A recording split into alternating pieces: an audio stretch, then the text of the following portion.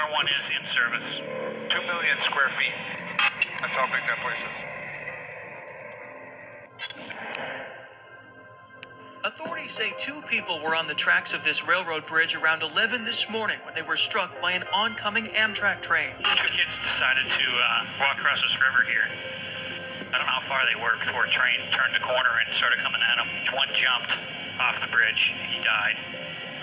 And another kid laid down on the tracks, I guess, trying to get under the train. The second victim found on the tracks was taken by medical helicopter to Dartmouth Hitchcock, where that person remains in critical condition.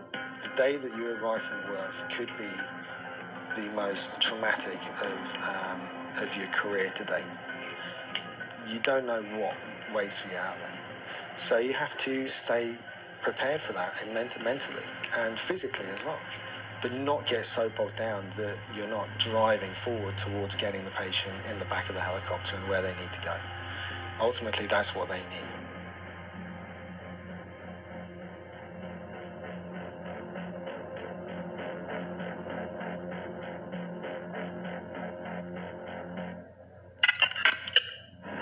My hours are 7 a.m. till 7 p.m. Occasionally I work night shifts, so that'll be the reverse from 7 p.m. until 7 o'clock in the morning.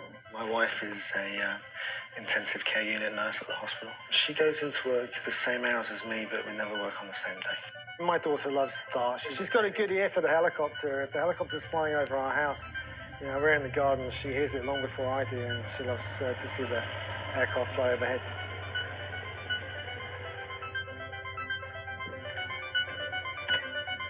Geographically, it's quite challenging to get around the Northeast. It's a very rural area, and there are a lot of small hospitals that meet their limitations and want to get the patient to a higher level of care, and that's really where we come in.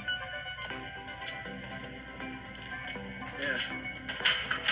So we're going to be doing a simulation over in the sim lab. It's part of my annual training in taking care of a trauma patient.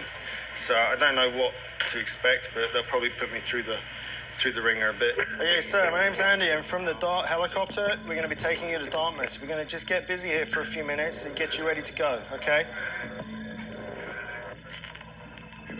You can have all these amazing mannequins that breathe and, you can put needles in and stuff, but that doesn't replicate the chaos of a scene that we walk into. Because one of the things is you have to suspend your belief, because you're sort of like going into a room and there's my mate John working on a patient, and I'm supposed to believe that he's just some person, and doing those scenarios where it actually feels and looks and smells and sounds a bit more like the stuff that we actually do. Dart 1, modified CEMS at Cheshire Medical Center. We've got narcotics on board there in my pocket. Blood is on board, yes? I think when you sort of imagine a couple of paramedics or a couple of paramedics and a flight nurse in a helicopter, people, immediately their mind is thinking, well, it's an air ambulance, and they go out to help people that have got hit by cars or had an accident.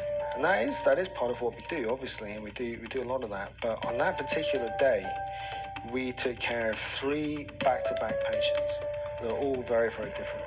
And starting off the day with a very, very sick cardiac patient who has all kinds of potential to become unstable at any moment.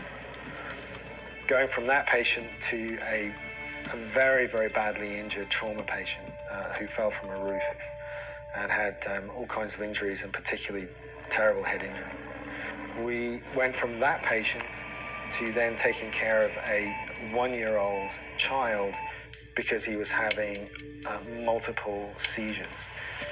The helicopter is there for a reason, isn't it? And so it brings that help there where they need to be, even though it's probably the worst day of their life. That this time that they're with us is the best time of that worst day. It's impossible to imagine, to put yourself in the shoes of a family member that's seeing their loved one flying away in a helicopter, and the emotional turmoil that they must be going through at that moment. So I think it's important to be able to connect with that in some way.